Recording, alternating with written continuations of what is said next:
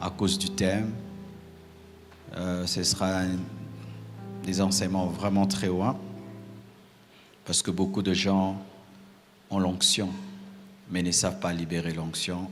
Et tu peux vivre comme si tu n'as pas l'onction, seulement parce que tu ne sais pas libérer l'onction. Et samedi, nous aurons projection. Et dimanche, aux 3 cultes, nous aurons 3 cultes de puissance. Ce sera le dimanche de Pentecôte sur les thèmes « Les hommes de la même nature que nous ». C'est un enseignement que j'ai commencé, que je vais continuer. Je vous prie vraiment de participer en semaine, car Dieu va nous bénir pendant ce mois de juin. Amen. Nous aurons un mois béni, béni, béni.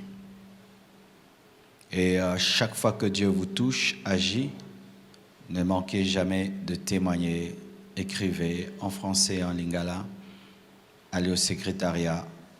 Ne gardez jamais ce que Dieu a fait dans vos vies. Amen. On va m'accompagner avec l'honneur, vraiment qu'on m'aide. Le son n'est pas bon. Il n'est pas très bon. Nous allons nous tenir debout. Nous allons lire. C'est comme un tonneau. Je me sens dans un tonneau.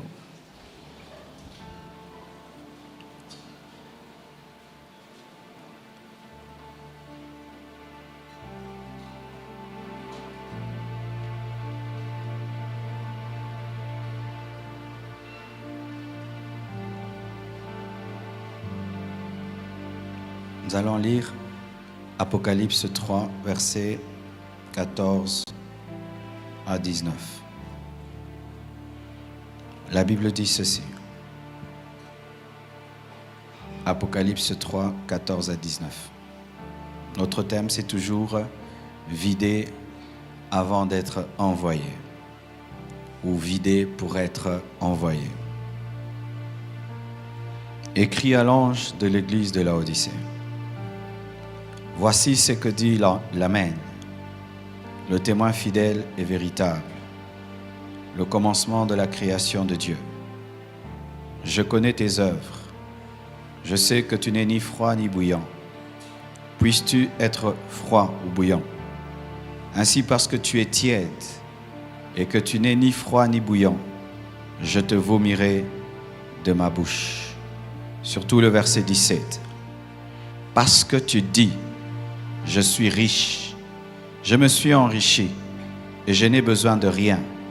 Et parce que tu ne sais pas que tu es malheureux, misérable, pauvre, aveugle et nu. Je te conseille d'acheter de moi de l'or éprouvé par le feu, afin que tu deviennes riche, et des vêtements blancs, afin que tu sois vêtu, et que la honte de ta nudité ne paraisse pas, et un collier pour oindre tes yeux, afin que tu voies. Moi je reprends et je châtie tout ce que j'aime.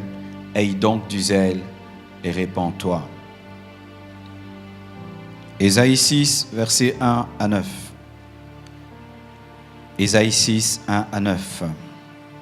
L'année de la mort du roi Osias, je vis le Seigneur assis sur un trône très élevé, et les pans de sa robe remplissaient le temple. Des séraphins se tenaient au-dessus de lui. Ils avaient chacun 6 ailes. Dedans, ils se couvraient la face. Dedans, ils se couvraient les pieds. Et dedans, ils se servaient pour voler. Ils criaient l'un à l'autre et disaient, « Saint, Saint, Saint est l'Éternel des armées. Toute la terre est pleine de sa gloire. » Les portes furent ébranlées dans leur fondement par la voix qui retentissait, et la maison se remplit de fumée. Alors je dis, malheur à moi, je suis perdu, car je suis un homme dont les lèvres sont impures. J'habite au milieu d'un peuple dont les lèvres sont impures, et mes yeux ont vu le roi, l'Éternel des armées. Mais l'un des séraphins vola vers moi, tenant à la main une pierre ardente, qu'il avait prise sur l'autel avec des pincettes. Il en toucha ma bouche et dit, « Ceci a touché tes lèvres, ton iniquité est enlevée et ton péché est expié. J'entendis la voix du Seigneur disant, qui enverrai-je et qui marchera pour nous? Je répondis, mais voici, envoie-moi. Il dit alors, va et dis à ce peuple, vous entendrez et vous ne comprendrez point, vous verrez et vous ne saisirez point. Que Dieu bénisse sa parole.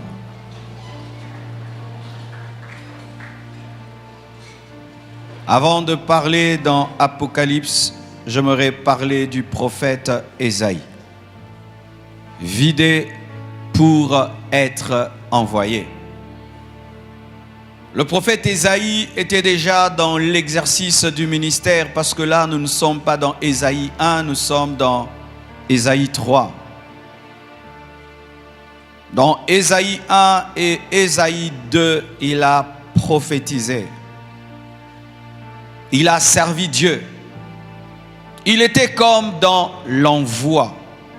Il était comme déjà dans la plénitude de son ministère. Et si Ésaïe 3 n'avait pas été écrit, on ne saurait pas que ce prophète avait des problèmes. Heureusement qu'Ésaïe 3 a été écrit. Et je te souhaite dans le ministère d'avoir Ésaïe 3. Je te souhaite dans l'exercice du ministère de ton appel et de ta destinée d'avoir Ésaïe 3. Car lorsque tu n'as pas Ésaïe 3, à cause d'Ésaïe 1, d'Ésaïe 2, tu serviras toute ta vie sans être en communion avec celui que tu sers. Heureusement qu'il y a eu Ésaïe 3. Ésaïe était dans une suffisance. Il était dans une satisfaction. Il était plein. Et Dieu ne pouvait l'utiliser à son maximum. Car déjà, il donnait des messages, mais n'avait pas atteint le sommet de son ministère, car il ne savait pas qu'il était un prophète messianique. Ésaïe est parmi les plus grands prophètes majeurs de la Bible. Car dans la Bible, il y a des prophètes mineurs et des prophètes majeurs. Des prophètes majeurs comme Jérémie, comme Ézéchiel. Mais il y a aussi des prophètes mineurs comme Amos, Abdias. C'était un prophète majeur et pas seulement un prophète majeur, c'était un prophète messianique, c'est-à-dire c'est parmi les prophètes de l'ancienne alliance qui ont reçu la révélation de Christ. Ésaïe a pu voir que Christ allait naître au travers d'une vierge. Quelle percée! Mais il n'a pas eu cela avant Ésaïe 3. Avant de passer par un temps de purification. Avant que sa bouche ne soit purifiée. Tu prophétiseras à un certain niveau jusqu'à ce que Dieu va purifier ta bouche. Tu serviras Dieu à un certain niveau jusqu'à ce que Dieu va purifier ta bouche. Tu serviras Dieu à un certain niveau jusqu'à ce que Dieu va traiter certaines anomalies en toi. Et si cela n'est pas fait, tu serviras Dieu dans la médiocrité. Tu serviras Dieu dans ton bas niveau. Mais comme tu ne connais pas ton haut niveau, tu croiras que ton bas niveau est ton haut niveau. Oui, tu croiras que ton bas niveau est ton haut niveau. Car déjà tu prophétiseras. Car déjà tu serviras. Car déjà tu feras des choses. C'est pourquoi mon frère, ma soeur, si même déjà tu es en train de servir Dieu, ne pense pas que tu es arrivé. Il se peut que tu es d'abord dans Ésaïe 1 et Ésaïe 2. Tu es dans un service, mais dans l'impureté. Tu es dans un service, dans un mélange d'esprit et de chair. Tu es dans un service, dans un mélange de mondanité et d'esprit, dans un mélange du toi et de Dieu, du Dieu et du toi. C'était le cas d'Ésaïe. Comment est arrivé le déclic? Car le déclic pour le ministère et pour le service est toujours déclenché par quelque chose. Il y a toujours quelque chose qui déclenche. Ce qui a empêché Ésaïe d'entrer dans la plénitude de son ministère, c'était la présence d'un roi. Osias. Osias était un homme élevé et les recherches disent qu'il était parenté d'Ésaïe. Il se pourrait qu'Ésaïe avait certaines faveurs auprès du roi qui l'empêchaient d'être concentré sur Dieu pour que Dieu se révèle à lui. Il avait certaines facilités, peut-être royales, qui l'empêchaient de se consacrer à Dieu pour que Dieu l'utilise dans la plénitude de sa volonté. Et Ésaïe précise le temps où il reçoit la révélation qui bouleverse sa vie. Il dit l'année de la mort du roi. C'est quand j'ai vu le roi des rois.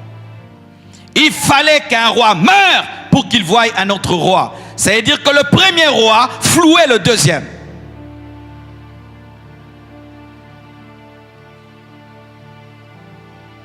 Un homme était sur le trône et l'empêchait de voir celui qui est sur le vrai trône. Tant que Osias était sur son trône vivant, jamais Ésaïe n'a vu Dieu sur son trône élevé. Il fallait que meure Osias pour qu'il voie le vivant. Il fallait que quelque chose disparaisse pour qu'il voie quelque chose qui a toujours été. Il fallait que quelqu'un diminue pour qu'un autre puisse être révélé.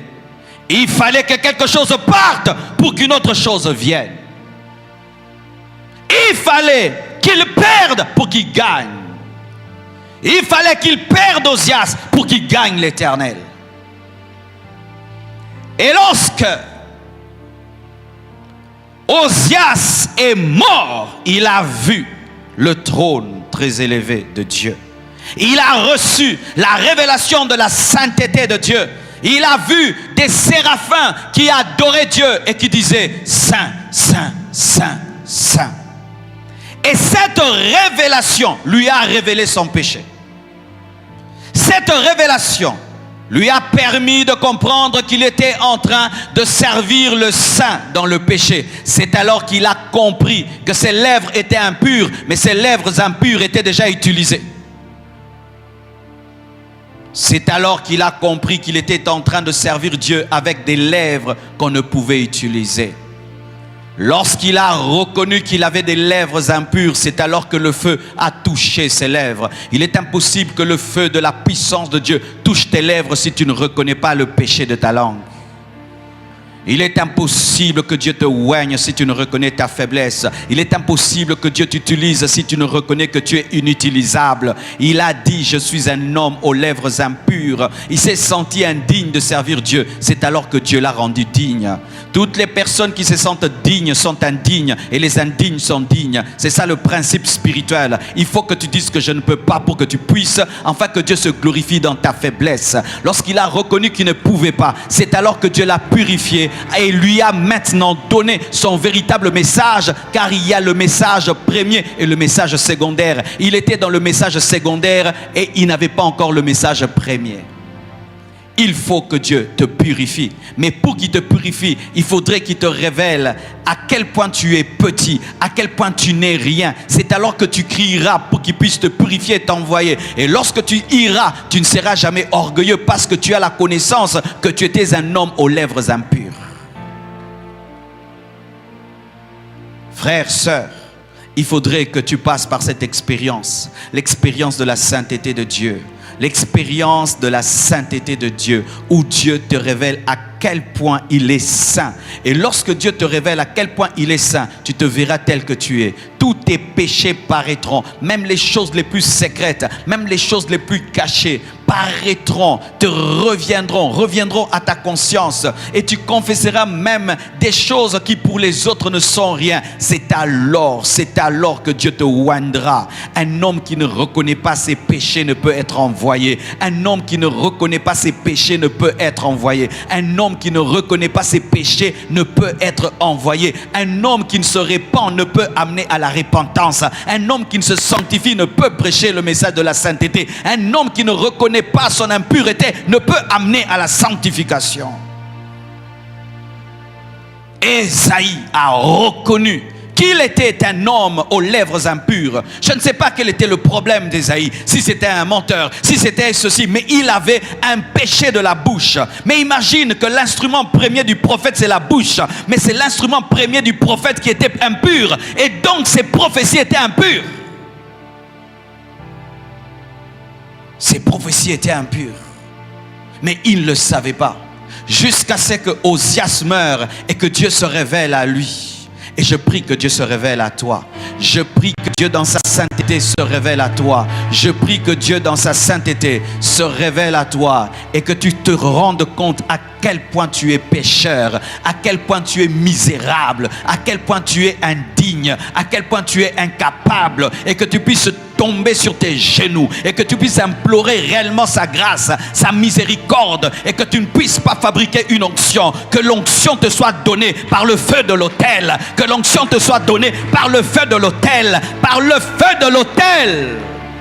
La puissance d'Ésaïe, c'est qu'il avait maintenant des lèvres brûlées. Et le feu qui avait brûlé ses lèvres ne provenait pas de sa marmite, mais provenait de l'autel. C'est alors que cet homme a pu annoncer des centaines d'années en avance des choses que nous vivons aujourd'hui. Quelle dimension prophétique, mes frères, mais quelle dimension d'humilité, où tu es un grand prophète, mais tu t'humilies, tu dis à Dieu, je suis indigne, je suis pécheur. Il fallait que Dieu le vide pour l'envoyer. Il fallait que Dieu le vide pour l'envoyer. Il fallait qu'il le vide d'Osias pour l'envoyer. Il fallait qu'il le vide de son péché principal. Cher appelé de Dieu, quel est ton péché? Cher appelé de Dieu, quel est ce péché avec lequel tu luttes? Quel est ce péché avec lequel tu luttes? Je bénis Dieu, un jeune homme m'a appelé, il m'a dit, pasteur, je sers Dieu, mais je suis dans tel péché. Je ne veux pas de ce péché. J'ai même décidé de ne plus servir Dieu. Je veux m'asseoir, car je ne peux servir Dieu en étant dans tel péché. Quel est le péché avec lequel tu luttes? Quel est le péché que tu n'arrives pas à abandonner après avoir abandonné tous les autres péchés? C'est ça, Osias. Osias n'est pas un esclave. Osias est un roi. Osias n'est pas n'importe qui. Osias est un principal. C'est la chose principale qui reste dans ta vie. C'est cette chose qui demeure. Cette chose qui demeure après des années et des années. Malgré que tu sers Dieu, malgré que tu prêches, malgré que tu chantes, malgré que tu es à l'église, malgré que tu es, cette chose-là, c'est elle qui t'empêche de passer à un autre niveau de ta vie. Il y a la vie que tu as et il y a une autre vie. Mais la porte pour l'autre vie, c'est la mort d'Osias. Il y a ce que tu es maintenant et ce que tu peux devenir. Mais la porte de cette vie que tu dois devenir, c'est la mort d'Osias. Si tu refuses de tuer Osias, si tu refuses d'abandonner ton péché chéri, tu vas demeurer dans ta vie d'aujourd'hui et jamais tu n'entreras dans ta vie de demain. Tu dois accepter la mort d'Osias. Tu dois accepter la mort d'Osias. Mais tu dois reconnaître qu'il y a Osias. Tu dois reconnaître qu'il y a Osias. Tu dois reconnaître qu'il y a Osias. Tu dois reconnaître.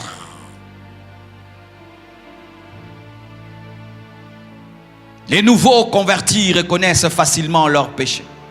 Les nouveaux convertis reconnaissent facilement que j'ai tel et tel péché. Mais lorsqu'on a pris des années dans le Seigneur, c'est rare de voir quelqu'un qui a pris des années dans le Seigneur reconnaître que malgré les années, il est toujours attaché à quelque chose. Je félicite Ésaïe. Ésaïe n'était pas un bébé spirituel. Ésaïe était un grand serviteur de Dieu, mais qui pouvait reconnaître un péché dans sa vie. Malgré qu'il était prophète, il était indigne à cause du péché. Mes frères et sœurs, l'œuvre de Dieu ne devient pas le sang de Jésus-Christ qui nous justifie. Servir Dieu ne devient pas la croix de Christ qui nous sauve. Tout ce que tu peux faire pour Dieu n'est rien si tu le fais dans le péché. N'est absolument rien si tu le fais dans le péché. Tu dois choisir. Tu dois choisir. Tu veux une nouvelle dimension? Et c'est le nom que nous aimons. Nouvelle dimension, nouvelle dimension, nouvelle dimension. La nouvelle dimension passe par la mort. Passe par la mort de cette chose qui te caractérise. Car le péché, chéri, te caractérise. Tous les autres péchés secondaires ne caractérisent pas l'homme. Mais lorsque l'homme a un péché, chéri, il devient ce péché. Ce péché devient lui. Il devient ce péché. Au point où tu peux perdre ton nom et tu portes le nom du péché. C'est quand une femme, on l'appelle prostituée, mais elle a un nom. Voleur, mais il a un nom. Pourquoi? Parce que son péché principal, c'est le vol, et il porte le nom du vol, alors qu'il a un autre nom. Quel est ton nom spirituellement? Tu t'appelles Jean, mais spirituellement, quel est ton nom? Quel est ton nom? Tu peux porter le nom de voleur et de menteur.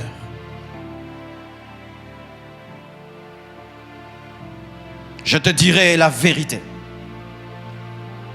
L'abandon de certains péchés ne fait pas mal, mais l'abandon d'autres péchés fait très très mal. Car lorsqu'un roi meurt, on pleure et on fait un deuil.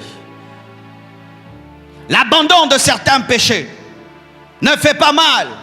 Je me souviens quand je suis venu à Jésus-Christ, il y a des choses que j'ai abandonnées. J'ai même pas senti que j'ai abandonné. Mais d'autres, j'ai senti. J'ai senti ma chair refusée, mon ego refusé. J'ai senti le couteau de l'esprit en moi. J'ai senti ma chair être triste, mais j'ai senti mon esprit se réjouir. Lorsqu'Osias meurt, on pleure.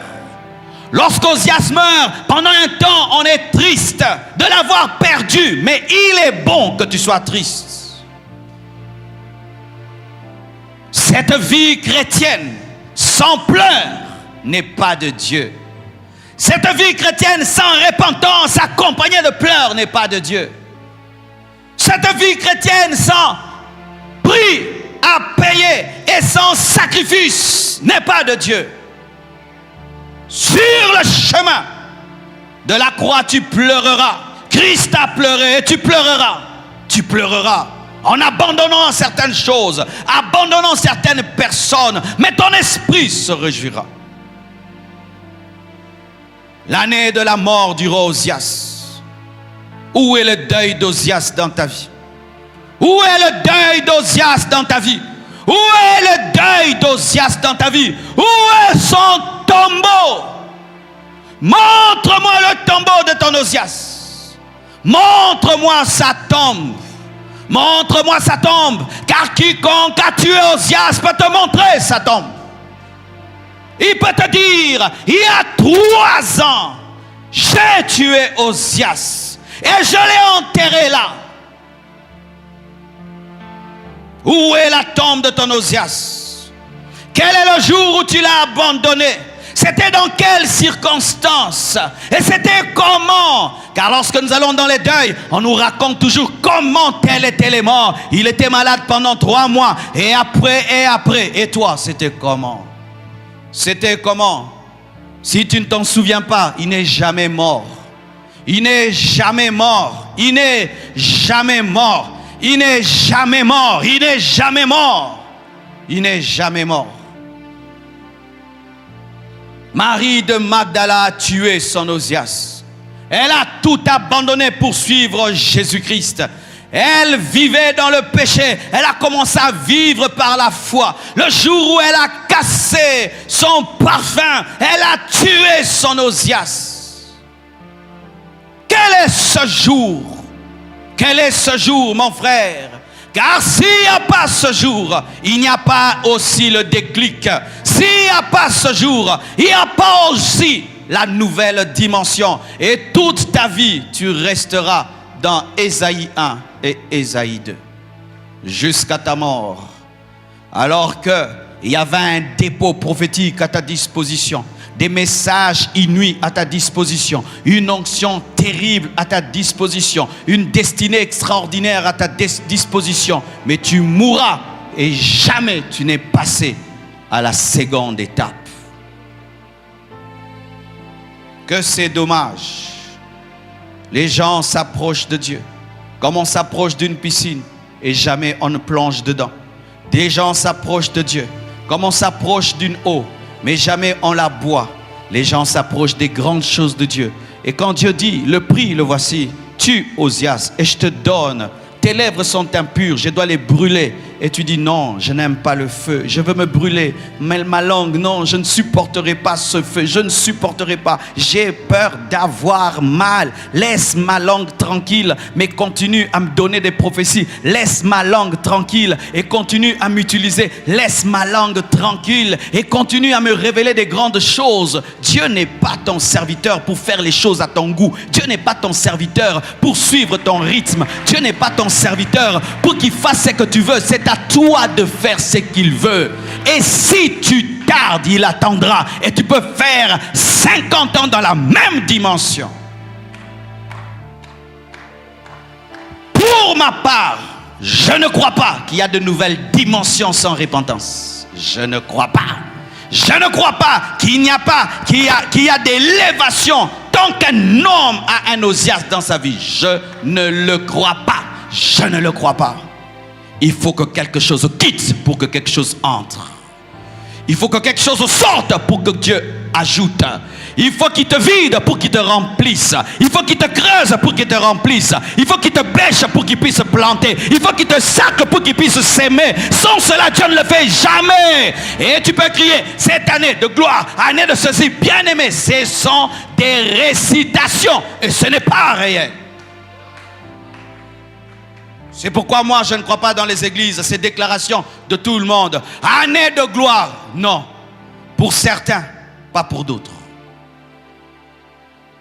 Il n'y a pas de destinée collective. Que nous tous ici, cette année, nous entrerons dans une nouvelle dimension. Archi faux.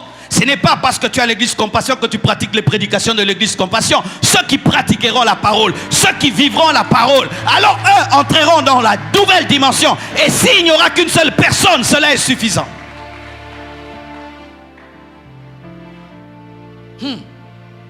Ésaïe était entouré des séraphins, il ne les voyait pas. Ésaïe était entouré d'une dimension extraordinaire, il ne la voyait pas. Il était voyant mais aveugle. Mais quand Osias est mort, ses yeux se sont ouverts. Tu peux voir plus que ce que tu vois.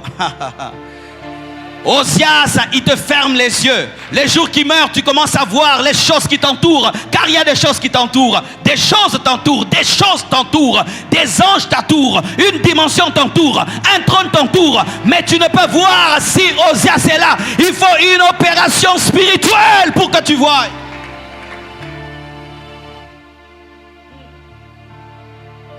Tu peux te contenter de voir le trône du roi alors que tu peux voir un plus grand trône. Tu peux te contenter de voir les serviteurs du roi alors que tu peux voir les séraphins. Tu peux te contenter d'entendre les ordres du roi alors que tu peux entendre les ordres de l'Éternel des armées. Osias te garde dans la dimension matérielle et naturelle.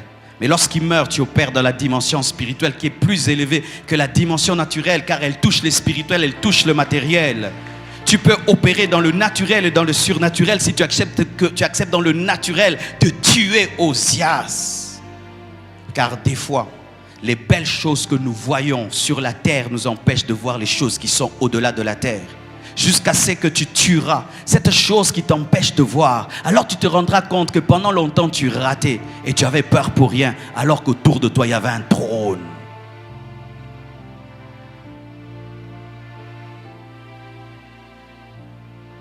Je peux être ici, il y a des vidéos, il y a des audios, des voices. Mais tant que je n'ai pas ouvert mon téléphone et que je n'ai pas activé le Wi-Fi, je ne vois pas ces vidéos et je ne vois pas ces voices. Il en est de même.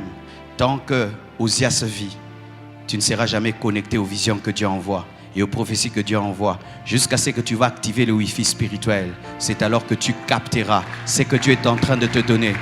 Mais tu peux croire que ça n'existe pas parce que tu ne le vois pas et tu ne le sens pas. Mais tu n'as pas besoin de sentir les vidéos et de voir les vidéos. Les vidéos sont là. Il en est de même avec les choses spirituelles. Jusqu'à ce que tu opères dans le réseau et que tu te connectes. C'est alors que tu vas découvrir qu'il y avait plus que ce que tu voyais, plus que ce que tu entendais, plus que ce que tu sentais. Il y avait des choses. Il y avait des choses. Il y a un message qui t'a déjà été donné, mais tu ne peux le capter parce que Osias est vivant. Il y a des choses que Dieu t'a déjà envoyées, mais que tu ne peux recevoir parce que Osias est vivant. Il y a une onction que Dieu t'a déjà donnée, mais qui ne peut se manifester parce que Osias est vivant. Il y a un message que tu dois donner, mais tu ne peux le capter parce que Osias est vivant. Il y a des endroits où tu dois aller, mais tu n'as pas les pieds parce que Osias est vivant. Tu Osias et tu iras là où tu dois aller. Tu Osias et tu diras ce que tu dois dire. Tu Osias et tu entendras ce que tu dois entendre. Tu Osias et tu verras ce que tu dois voir. Tu Osias et tu deviendras qui tu dois devenir.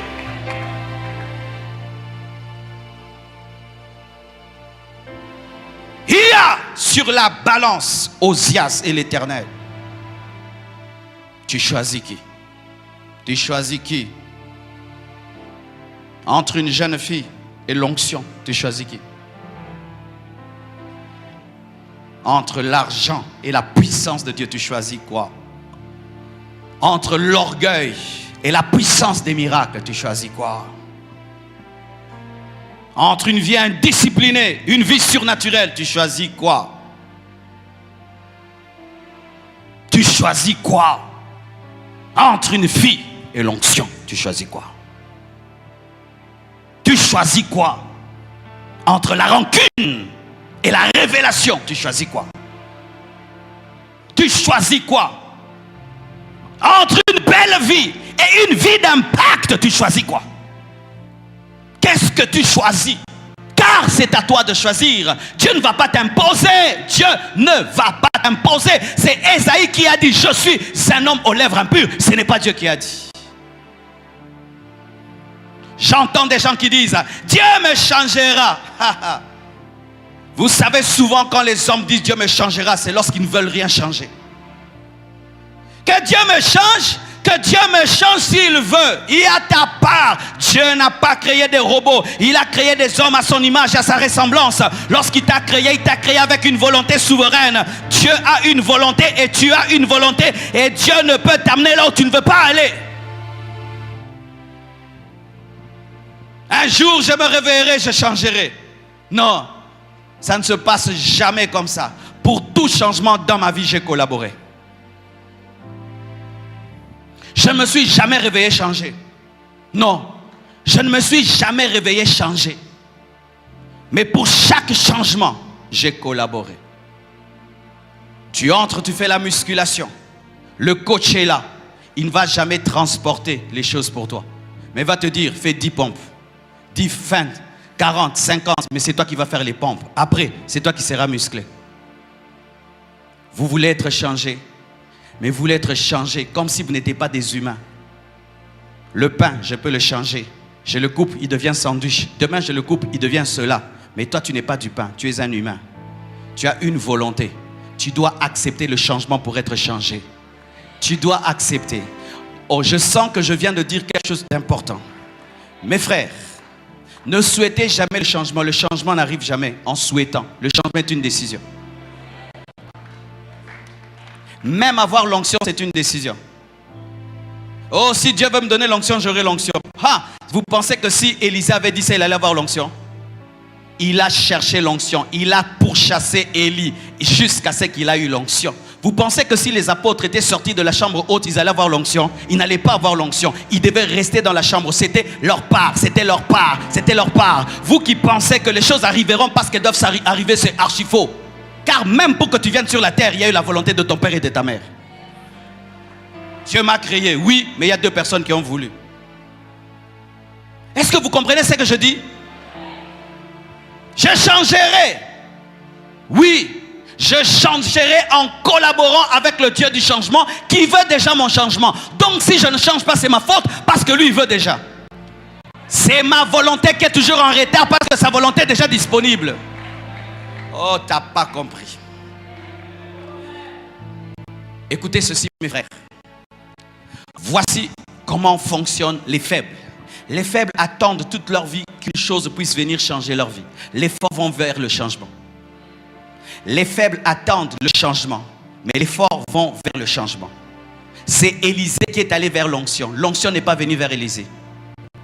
Les apôtres sont montés dans la chambre haute pour que la puissance vienne sur eux. Ils sont montés, la chambre est haute et l'onction vient d'en haut. Ils se sont approchés. Ton problème, c'est que tu penses que tu vas dormir et te réveiller, dormir et te réveiller. Un jour, ta vie va changer. Ça ne se passe jamais comme ça. Élisée a voulu, il a désiré. Et on lui a posé même une condition. Il a respecté et il a réussi. La vie est un examen, mes frères. La vie est un examen. Chaque jour que tu te réveilles, ta vie peut changer. Aujourd'hui, ta vie peut changer. Dans ce culte, ta vie peut changer. Si tu décides de changer, ta vie changera. C'est pourquoi Jésus posait des questions. Veux-tu être guéri? Pourquoi? C'est toi qui dois décider d'être guéri pour être guéri, parce que l'onction de la guérison est déjà là. C'est pourquoi chaque fois que l'homme dit à Dieu, tu ne m'as pas changé, Dieu est très étonné. Il a dit, j'ai déjà envoyé les changements, je suis étonné que tu n'as pas encore changé. Un jour, je causais avec mon pasteur.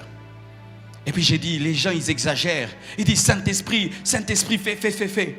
Et puis il m'a dit, Marcelo, tu sais, le problème, c'est que nous, les hommes, nous pensons que le Saint-Esprit ne veut pas agir et c'est nous qui devons le pousser à agir. Alors qu'il est plus disposé à agir que nous le demandons d'agir. Depuis ce jour-là, j'ai compris que c'est nous qui empêchons à Dieu d'agir parce qu'il est déjà disponible pour le faire. Pour tout ce que tu veux, Dieu le veut. Mais es-tu capable d'en payer le prix? C'est ça maintenant le problème. Élisée, tu veux l'onction d'Élie, c'est bien. Es-tu capable de payer le prix de cette onction, de le suivre jusqu'à ce qu'il soit enlevé? C'est ça le problème. Es-tu capable de fermer tes oreilles aux paroles des fils des prophètes jusqu'à ce que tu sois oint? C'est ça le problème. La dimension divine t'est donnée, c'est à toi de la prendre. Jésus a tout accompli, c'est à toi d'entrer dedans. Il a déjà tout fait, c'est à toi. Où tu dis, je suis fatigué de ceci, maintenant je décide, ça change. Et ça va changer. Parce que tu es créé à l'image de Dieu. Tu as un pouvoir créateur. Et il faudrait que le pouvoir créateur de Dieu rencontre ton pouvoir créateur pour qu'il y ait explosion. Oh, donne-moi l'amen. Il n'y a pas d'équipe avec un seul grand buteur. Il faut qu'il y ait des dribbleurs. Il faut qu'il y ait des libéraux. Il faut qu'il y ait des latéraux. Il faut qu'il y ait un numéro 1, numéro 2 pour que Messi puisse marquer. Et Dieu a décidé de faire les choses avec toi. C'est pourquoi il t'appelle collaborateur, co-travailleur. Alors lorsque tu veux qu'il fasse une équipe seule, il te dit non, je ne peux faire une équipe seule. Je dois la faire avec toi. C'est pourquoi des fois tu dis, Seigneur, marque, il te passe le ballon parce que c'est toi qui dans l'équipe dois marquer. Et tu es étonné qui continue à te passer, continue à te passer, continue à te passer. Donne-moi la main, je vais te parler. Les anges prêchent plus que les hommes, mais il n'a pas laissé l'évangélisation aux anges, il a laissé l'évangélisation aux hommes parce qu'il a décidé de travailler avec les hommes.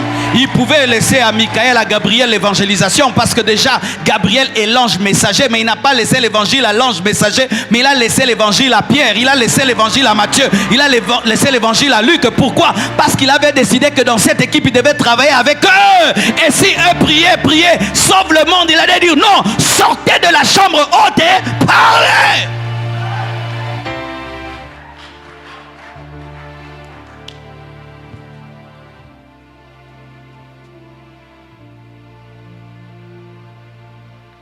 Si tu pouvais comprendre ce que je dis. Si tu pouvais comprendre ce que je te dis. Vous savez, des fois j'ai mal au cœur. Tu dis des grandes choses. Les gens écoutent, ils partent. Tu ne vois pas leur vie changer. C'est parce que vous ne comprenez pas encore ce que je vous dis. Vous ne comprenez pas ce que je vous dis. Vous aimez écouter ce que je dis. Vous appréciez ma manière de parler, mais vous ne comprenez pas ce que je dis. Oui. Vous ne comprenez pas ce que je dis. Vous appréciez. Vous aimez. Je peux apprécier un gâteau, mais je ne le mange pas. Je peux apprécier son odeur, mais je n'y touche pas. Si seulement tu comprends ce que je te dis. Que Dieu a déjà tout fait. C'est à toi d'entrer dans ce qu'il a fait. Ta vie changera. Tu vois ces domaines dans lesquels Dieu te dit toujours d'arrêter, de ne plus faire. Et tu dis toujours changement. Il t'a déjà changé. C'est toi qui n'es pas entré dans le changement. Parce que si tu dis Dieu change-moi, il ne te change pas, et tu vas en enfer, c'est sa faute. Il ne t'a pas changé. Mais pourquoi ce ne sera pas la faute de Dieu? Parce qu'il t'avait déjà changé. Pourquoi pas mon nom là-bas? Je veux mieux t'expliquer ça. Parce que c'est parmi les réponses que nous donnons. Que Dieu me change.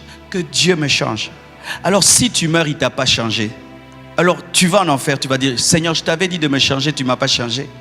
Mais pourquoi il n'aura pas tort? Parce qu'il avait déjà changé. Mais c'est toi qui n'es pas entré dans le changement qu'il t'a donné. Alors pour tous les changements là que vous cherchez, vous les avez déjà? Non, tu veux demeurer dans l'état où tu recherches les changements. Et maintenant que je viens de te dire que le changement est là, tu n'en veux pas. Parce que tu veux demeurer l'éternel Élysée qui cherche l'onction. Alors qu'il y a un temps où tu cherches, un jour tu trouves. Dieu t'a déjà changé. Dieu t'a déjà tout donné. Dieu a déjà tout accompli. Il l'a déjà fait. Il a déjà fait. Tu dois croire que c'est fait et tu dois entrer. Tu dois entrer. Écoutez, lorsque Ésaïe a des lèvres impures, les anges prennent une pierre et brûlent sa langue. Ils disent quoi? Ceci a purifié, n'est-ce pas? Tu dois croire que c'est fait, va parler. Mais s'il disait, mais je ne vois pas, je ne sens pas, c'est fait, va. Et quand il part, il sent l'onction autrement, une autre dimension. Pourquoi? Il a cru qu'il est changé et le changement a eu lieu. Je suis changé. Je ne suis plus le même. Je suis transformé. Et automatiquement, le changement devient mien parce qu'il faut d'abord croire pour être. Je suis un homme puissant et la puissance vient. Je suis un homme élevé et l'élévation vient. Mais si tu attends être élevé pour dire que tu es élevé, pour croire que tu es élevé, tu ne seras jamais élevé. Parce que Dieu te donne d'abord les choses spirituellement. Ensuite, ces choses vont prendre forme lorsque tu les crois. Et tu dois dire que tu es changé pour être changé. Je suis guéri et tu es guéri. Je suis délivré et tu es délivré. Je suis libéré et tu es libéré, car la parole précède la création. Et la création est la preuve de la parole. Mais ce n'est pas la création qui précède la parole. Même si la création se touche, ce n'est pas elle qui est première, c'est l'invisible qui est premier.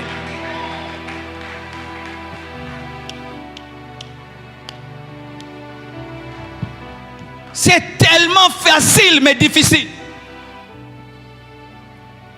Le problème du message que je vous donne, il est trop facile. C'est pourquoi il est difficile. Si je te dis, viens chez moi, mon trésor se trouve à la porte de ma maison. Tu vas me dire, pasteur, tu es un aventurier. Si un voleur vient dans une maison et voler, il ira directement dans la chambre, il va casser le coffre-fort parce qu'il se dit les hommes cachent les choses dans le coffre-fort. Mais si je prends mon trésor, je le mets à ma porte, il va sauter mon trésor parce qu'il va dire c'est trop facile. De la même manière, Dieu a placé toutes choses dans la grâce à la porte. Et c'est pourquoi nous sautons cela. Et nous allons où? Nous allons dans la chambre de la loi.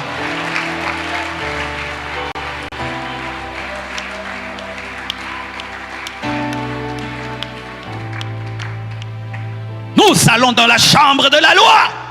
Alors que le volet était déchiré. La présence qui était dans le lieu très saint n'est plus dans le lieu très saint, elle est au parvis. Mais nous la recherchons dans le lieu très saint. Et tu vois un gros diamant à la porte. Tu le regardes, tu dis non. Ça ne peut pas être un diamant. C'est une pierre qui brille. Et tu vas, tu casses le coffre-fort. Et là, tu vas trouver des papiers et tout. Et tu n'as rien. Alors que le trésor était à la porte. Dieu a caché les choses grandes dans une grande simplicité. C'est pourquoi les hommes compliqués ne trouvent jamais les choses simples. C'est pourquoi les intellectuels ne trouvent jamais la grâce. C'est trop facile. C'est un examen trop facile. Examen d'état 1 plus 1 égale à combien? Les gens vont échouer. Ils vont dire, ça ne peut pas être ça. Il se peut qu'il y a un X caché, un Y caché. Le maître nous a piégés. Il y a un piège. Parce qu'aux examens d'état, on ne peut pas dire 1 plus 1 égale à combien?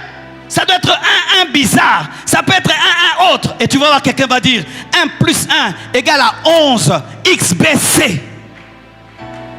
Pourquoi? C'est trop facile. Crois que tu changes et tu changeras. Crois que tu changes et tu changeras. Crois que tu changes et tu changeras. Mes frères et sœurs,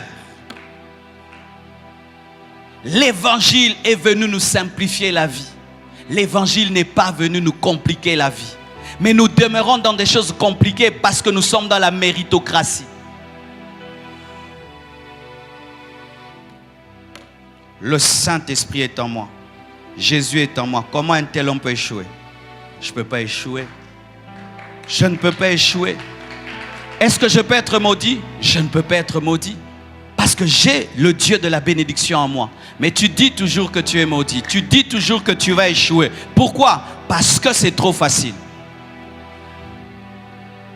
C'est trop facile. Dans ma vie, je ne vivrai que des grandes choses.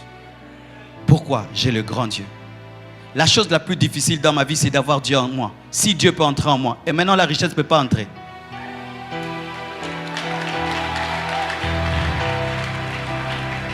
La chose la plus compliquée, c'est que Dieu puisse entrer en moi. Mais Dieu a pu entrer en moi. Maintenant, l'argent ne va pas entrer en moi. La guérison ne va pas entrer en moi. L'onction ne va pas entrer en moi. La puissance ne va pas entrer en moi. Elle entrera. Pourquoi? La chose la plus compliquée est déjà entrée. Le reste entrera. Si Dieu est entré, la sainteté doit entrer. La sainteté doit entrer. La sainteté doit entrer. La pureté doit entrer. Arrêtez de dire Dieu change-moi. Il t'a déjà changé. Il t'a déjà changé. Dis je suis changé. Je suis changé.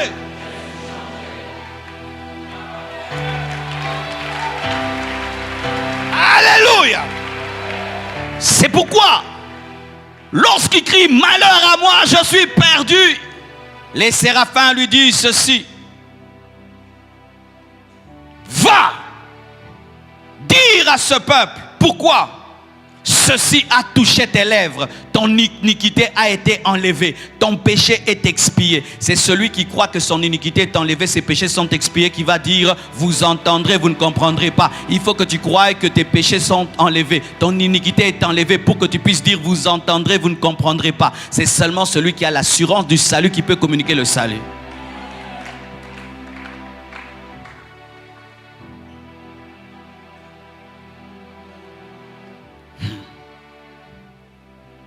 J'aimerais terminer pour qu'on prie. Lorsque vous lisez Ésaïe 6, verset 1, au départ, vous voyez un homme qui n'avait besoin de rien.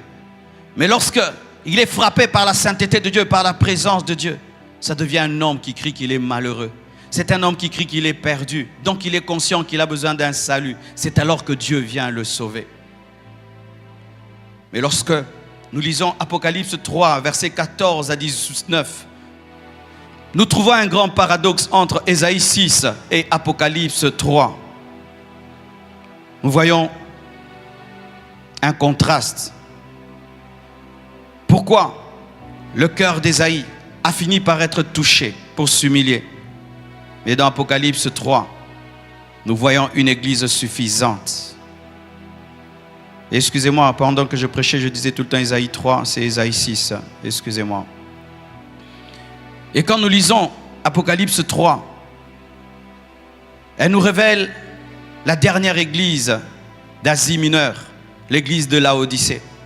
Laodicée était une grande ville, une ville commerciale, une ville très influente. Laodicée était une ville puissante et prospère.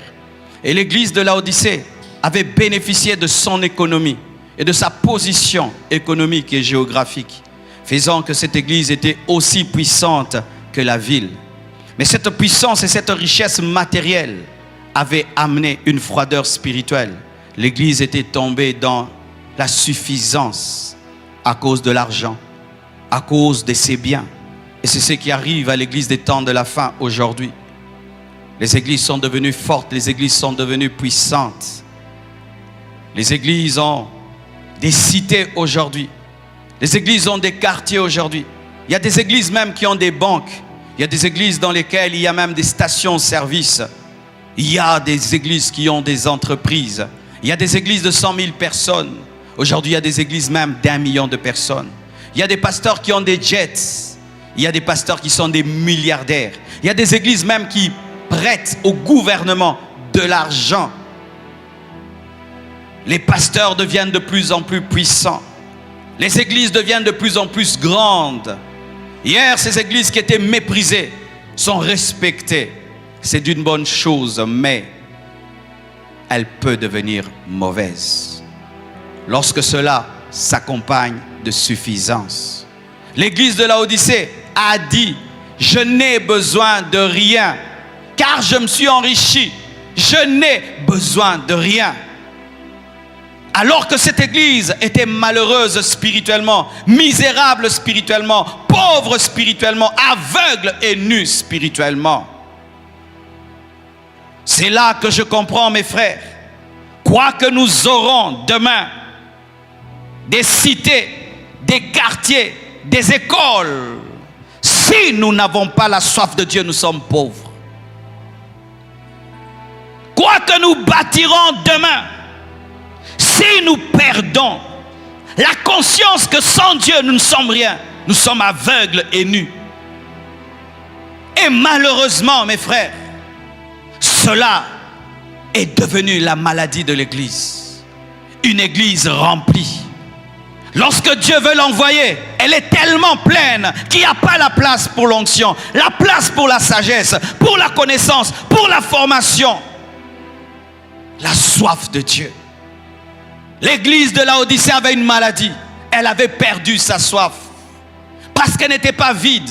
C'est seulement la conscience du vide qui amène à avoir soif.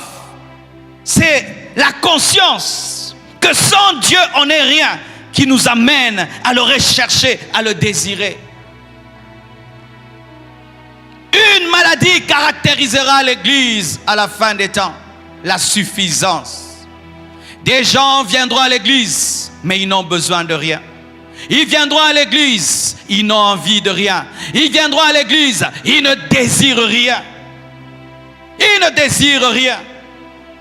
Parce qu'ils ont tout selon le monde.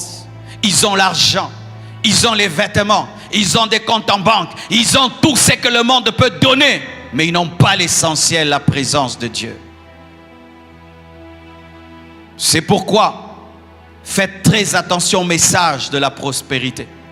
C'est un bon message, il est important parce que Dieu enrichit. Mais si ce message n'est pas prêché avec le message de la soif de Dieu, c'est un message destructeur. C'est un message destructeur. C'est un message destructeur. Car lorsqu'on prêche à l'église qu'avoir la maison c'est tout, la voiture c'est tout, bien-aimés, nous devenons des églises remplies qui n'avons besoin de rien. Qui n'avons besoin de rien. Nous le voyons déjà. Regarde un jeune frère, pauvre et tout. Tu vas voir sa manière de prier. Regarde ce même frère, quand il trouve le travail, quand il se marie, regarde comment il commence à prier. Vous voyez, il change. Il n'a plus soif de Dieu. Il n'a pas besoin de Dieu. Regarde un pasteur, quand Dieu ne l'a pas élevé, comment il cherche Dieu.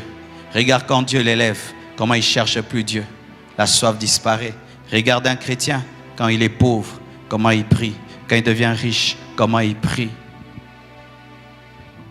Qu'est-ce qui est en train de remplir vos cœurs? Qu'est-ce qui est en train de remplir vos vies? Dieu a-t-il commis l'erreur de vous bénir? Dieu a-t-il commis l'erreur de te donner un mari? Il a commis l'erreur de te donner un travail. Il a commis l'erreur de t'élever. Il a commis l'erreur de te donner le luxe. Il a commis l'erreur de faire de toi un homme grand. Chaque fois que nous tombons dans la suffisance, nous devenons des aveugles, car nous cessons de voir Dieu.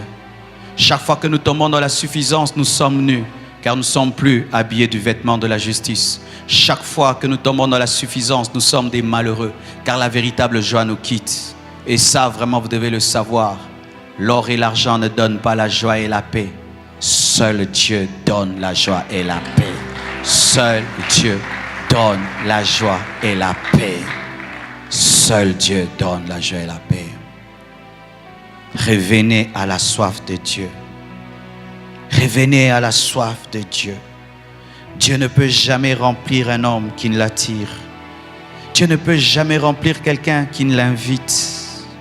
Je ne peux jamais venir à toi pour se révéler à toi d'une autre manière s'il regarde en toi que tu ne le désires plus. Il aimerait que tu passes à nouveau des temps avec lui où tu ne demandes rien, tu es là seulement pour lui. Où tu ne cherches rien, tu es là seulement pour lui. Tu n'as pas de besoin, tu n'as pas de problèmes, tu es là seulement pour lui. Je te veux toi, Seigneur. Je te veux toi. Je te veux toi. Je te désire toi. Je veux ta présence. Je veux ton amitié. Je veux ton intimité. C'est toi que je veux. Tu es plus important que tout ce que tu m'as donné. Tu es plus important que tout ce que tu as fait de moi. Tu es plus important. Moïse avait compris cela, il a dit à Dieu, nous ne quitterons pas ce lieu si tu ne marches avec nous. Nous n'avons pas besoin du lait et du miel, mais c'est toi que nous voulons. Nous te voulons, toi le bénisseur. Nous ne voulons pas la bénédiction. Nous te voulons, toi le guérisseur. Nous ne voulons pas la guérison.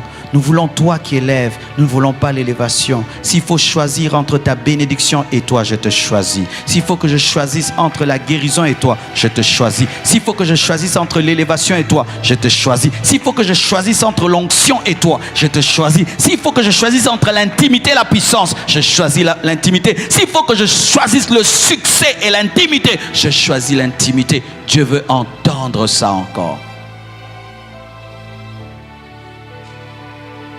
La perte de la soif amène la tiédeur.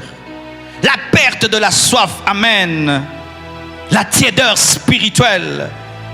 Il est impossible de perdre la soif de Dieu sans perdre le feu.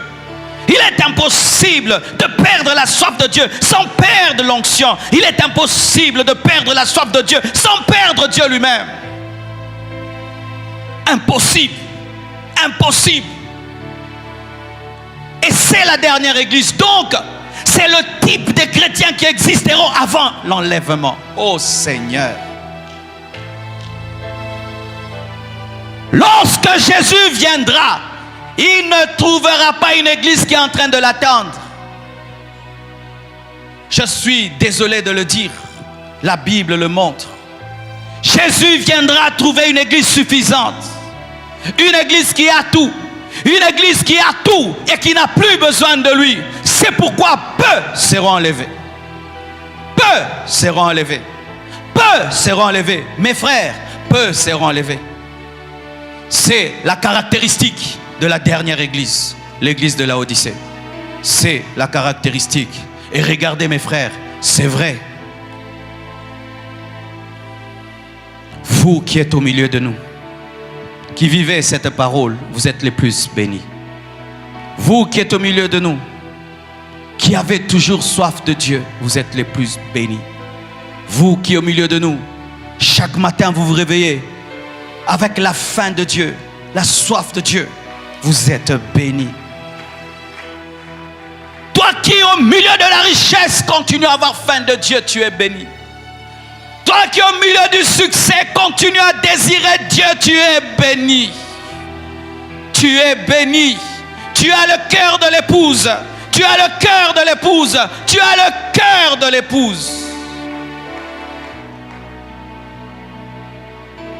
Il viendra comme un voleur dans la nuit. Et il surprendra l'église en train de se plaire aux choses de ce monde et en même oublier qu'il reviendra. C'est ce qui va arriver à l'église, mes frères. Que la recherche de la bénédiction ne vous emmène pas à oublier Christ. Que la recherche du succès ne vous amène pas à oublier Christ. Que la recherche de la gloire ne vous amène pas à oublier Christ.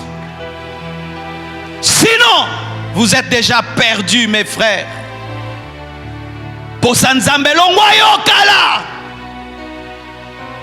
Tu pries, mais il n'y a pas de soif. Tu adores, il n'y a pas de soif. Tu chantes, il n'y a pas de soif. Tu lis la Bible, il n'y a pas de soif. Tu sers Dieu, il n'y a pas de soif. Il lit dans ton cœur. Il sait quand tu as soif de lui et quand tu n'as pas soif de lui.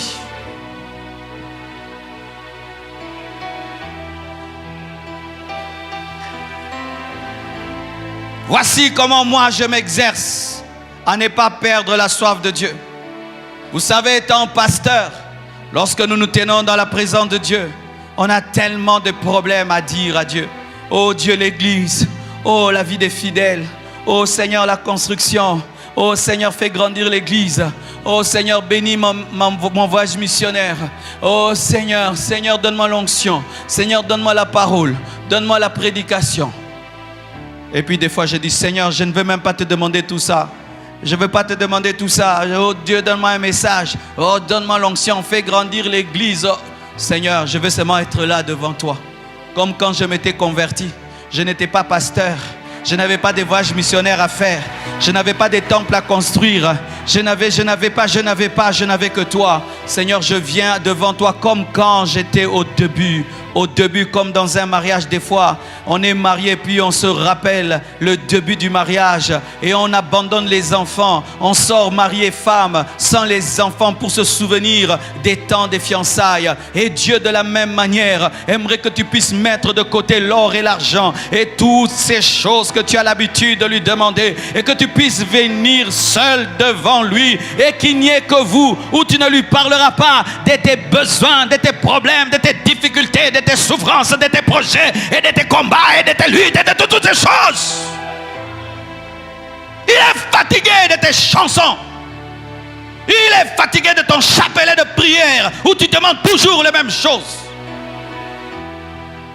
Chaque fois, la même chose, la même chose, la même chose. Tu es fatigué.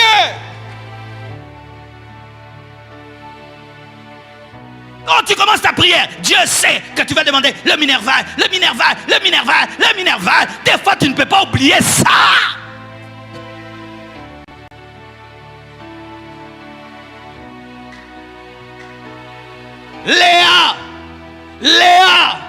Léa se tenait devant Dieu et chaque fois elle désirait l'amour de Jacob, l'amour de Jacob, l'amour de Jacob. Et chaque fois qu'elle venait, rien que l'amour de Jacob, elle n'a jamais reçu l'amour de Jacob jusqu'à ce qu'elle a décidé de louer Dieu. C'est alors qu'elle a donné à Judas le nom de Judas.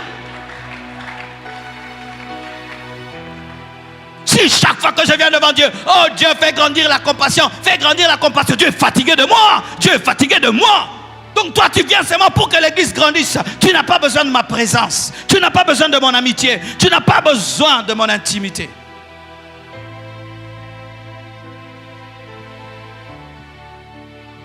Si vous perdez la soif de Dieu, ce monde vous détruira.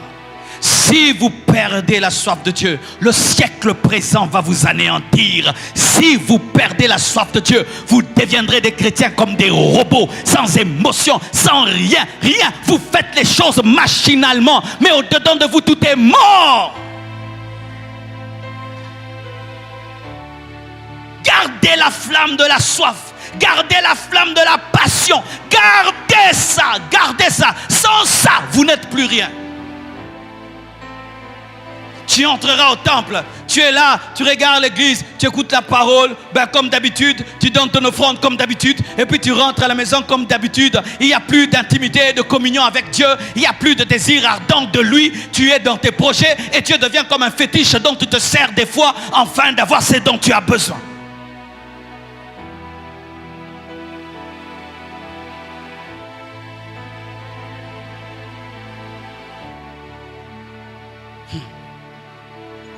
Plus le retour de Moïse tardait, plus Israël oubliait. Et plus le retour de Jésus-Christ tarde, plus l'Église commence à oublier l'époux.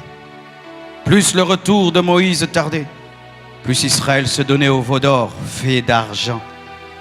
Et plus Jésus-Christ tarde, plus l'Église se fait un autre Dieu, l'or et l'argent. Les choses de ce monde ont rempli nos cœurs, faisant que lorsque Moïse est revenu, il a jugé le peuple. Et lorsque Christ reviendra, il jugera l'Église matérialiste.